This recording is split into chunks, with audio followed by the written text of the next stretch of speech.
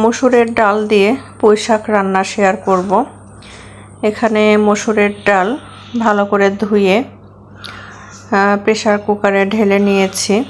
এর মধ্যে আমি হলুদ গুঁড়ো, লবণ, কাঁচামরিচ, পেঁয়াজ, আদা, রসুন, জিরে বাটা পরিমাণ মতো দিয়ে আমি এক সিটি দিয়ে নিব। ডালটা পুরোপুরি সিদ্ধ করে নিব না।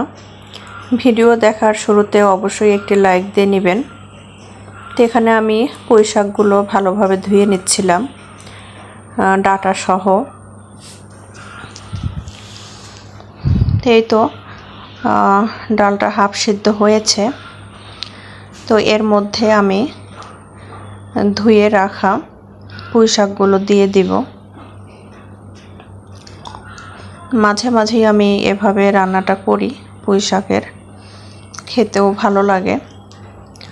তো আপনারা চাইলে এভাবে ট্রাই করতে পারেন।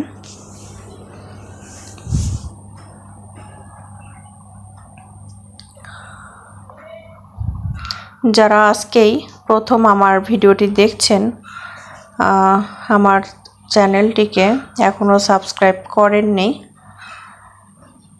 ভিডিওটি যদি ভালো লেগে থাকে তাহলে চ্যানেলটিকে অবশ্যই সাবস্ক্রাইব করে দিবেন এবং পাশে থাকা বেল আইকনটিতে ক্লিক করে অল বাটন প্রেস করে দিবেন।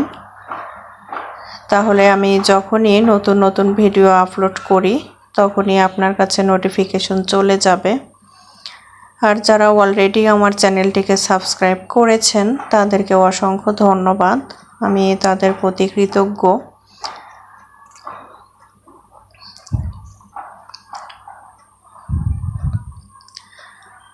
ফুলদানির রং করার ভিডিওটা শেয়ার করতে চেয়েছিলাম, কিন্তু সব জায়গাতেই এখন প্রচুর পরিমাণে শুধু বৃষ্টি আর বৃষ্টি। প্রায় প্রতিদিনই বৃষ্টি হচ্ছে। তো রং করা ভিডিওটা আপলোড করতে একটু লেট হবে। আগে ভালো করে রোদে শুকিয়ে তারপর রংটা করতে হবে। তো এখানে ওগুলো সিদ্ধ হয়ে গেছে। আমি কড়াইয়ে পেঁয়াজ কুচি আর রসুন কুচি ভেজে নিচ্ছি। এই তো সিদ্ধ হয়ে গেছে, এভাবে সিদ্ধ করে নিয়েছি। ডালটা একদম গলে যাবে না, সিদ্ধ হবে কিন্তু আমান থাকবে। রান্নাটা একটু ঘন করে করলে খেতে ভালো লাগে। তো আজকেই প্রথম যারা আমার চ্যানেলটিকে সাবস্ক্রাইব করবেন তারা অবশ্যই আমাকে একটু ইঙ্গিত দিয়ে যাবেন, সরাসরি বলতে হবে না। তাহলে আমিও আপনাদের চ্যানেলটিকে ভিজিট করব এবং আপনাদের চ্যানেলটিকে সাবস্ক্রাইব করব 24 ঘন্টা পর। আমি এখানে পাঁচফোড়ন দিয়ে দিচ্ছি। পেঁয়াজ কুচি আর রসুন কুচি ভাজা হয়ে গেছে।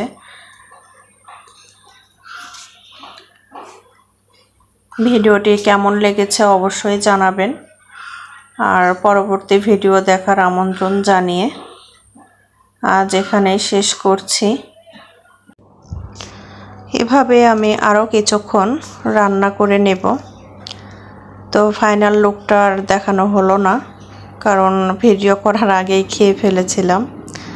তো যাই হোক, সবাই সুস্থ থাকবেন, ভালো থাকবেন। আল্লাহ হাফেজ।